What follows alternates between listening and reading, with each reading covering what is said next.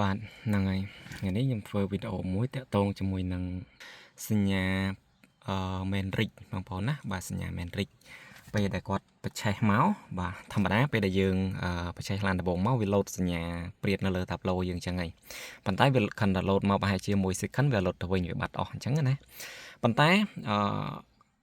អ្វីដែលគាត់ឆ្ងល់គឺមួយរយៈបាទចុងក្រោយហ្នឹងគាត់បញ្ឆេះមកសញ្ញាផ្សេងលោតបាត់អស់ហើយវានៅតែមានសញ្ញាពាក្យមែនរិចពណ៌លឿងហ្នឹងបើវានៅលោត4 5ដងបាទ4 5ដងបានវាបាត់ទៅវិញវាបាត់ក្រោយគេអញ្ចឹងណាតើហ្នឹងវាជាសញ្ញាគេបាទហើយវាចង់មានន័យថាម៉េចវាចិត្តខូចប្រព័ន្ធអីមួយឬក៏វាយ៉ាងម៉េចបាទអញ្ចឹងតកតងជាមួយនឹងសញ្ញាមែនរិចបាទដែលវាលោតមកបែបហ្នឹងពេលដែលយើងបញ្ឆេះឡានបាទបញ្ឆេះឡានមកគឺវាលោតមកនៅផ្លឹប4 5ដងមិនវាបាត់ទៅវិញណាអាហ្នឹងទី1គឺឡានបងដល់ពេលដែលគៀកបាទគៀកនឹងដល់ពេលត្រូវបដូរប្រេងម៉ាស៊ីនវាលោតសញ្ញាដាស់តឿនយើងប្រាប់ណាបាទមានន័យថាឡានត្រូវដូរ 5000 ម៉ាយបាទវាអាចនឹងយើងជិះបាន 4000 ម៉ាយជាងបាទឬក៏ 4000 ម៉ាយហ្នឹងគឺវាចាប់ផ្ដើមលោតមក alert មកបញ្ជាក់ប្រាប់យើងហើយបាទដាស់តឿនប្រាប់យើងថាឡានយើងជិតដល់ពេលបដូរប្រេងម៉ាស៊ីនហើយប៉ុន្តែវាលោតអញ្ចឹងដល់ពេលមួយដែលបងដល់ 5000 ម៉ាយបាទរយៈកំណត់វាrecycle វាមកដល់ 5000 ម៉ាយហ្នឹងគឺវានឹងលោតជាប់តែម្ដងបាទវានឹងលោតជាប់តែម្ដងវាអត់បាត់ទេបាទវាអត់បាត់ទៅវិញទេសញ្ញាមែនរិចហ្នឹងបាទវាអត់បាត់ទៅវិញទេអាហ្នឹងមានន័យថាវាប្រាប់យើងថាដល់ពេលដែលត្រូវបដូរប្រេងម៉ាស៊ីនហើយបាទប៉ុន្តែបញ្ជាក់សញ្ញាហ្នឹងគឺយើងអាចreset វាចេញបានបាទយើងអាច reset វាចេញបានអញ្ចឹងណាបើយើងចង់ឲ្យមានន័យថាវាទៅមុខទៅមាត់ឬក៏យើងមិនទាន់ចង់បដូរប្រេងម៉ាស៊ីនសញ្ញាមែនរិចហ្នឹងហើយមួយទៀតគាត់សួរថាចាំមិនក៏ពេលដែលគាត់ទៅតែ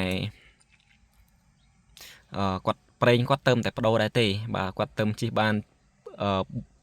ប្រហែលជា1000 ម៉ាយឬក៏500-600 ម៉ាយមានក៏វាលោតសញ្ញាមែនរិចហ្នឹងមកដែរអាហ្នឹងមកពីពេលដែលយើងបដូរប្រេងម៉ាស៊ីនជាងគាត់អត់បាន reset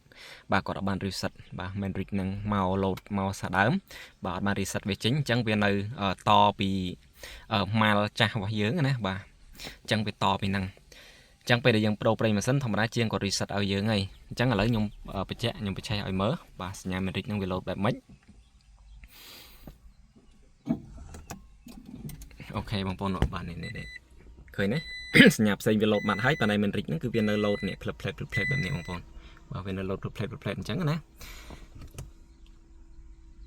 ហ្នឹងហើយវាលោតមកផ្លែតបាត់ទៅវិញអាហ្នឹងបញ្ជាក់ថាឡានយើងគឺចិត្តដល់ពេលបដូរប្រេងម៉ាស៊ីនហើយបងប្អូនឃើញណាបាទឡានខ្ញុំជិះបាន 4000 ម៉ាយជាងហើយបងប្អូនបាទ 4000 ម៉ាយជាងហើយអញ្ចឹងវាលោតបានតែមួយផ្លែតគឺវាបាត់ទៅវិញហើយបងប្អូនបើវាលោតមួយផ្លែតគឺវាបាត់ទៅវិញហើយពេលដែលឡានយើងជិះគ្រប់ 5000 ម៉ាយតែម្ដងគឺអាសញ្ញាមែនរិចហ្នឹងវានឹងលោតជាប់បើវានឹងលោតជាប់នៅលើតាប់ឡូយើងនឹងតែម្ដងវាអត់បាត់ទៅវិញទេបងប្អូនណាបាទអញ្ចឹងមានតែប៉ុណ្ណឹងបងប្អូនហើយរបៀប reset មែនរិចហ្នឹងខ្ញុំក៏បានចេញវីដេអូឲ្យដែរបងប្អូនអាចទៅមើលបានបើបងប្អូនចង់ចេះ reset ណាបាទអញ្ចឹងមានប៉ុណ្ណឹងបងប្អូនបាទអរគុណច្រើន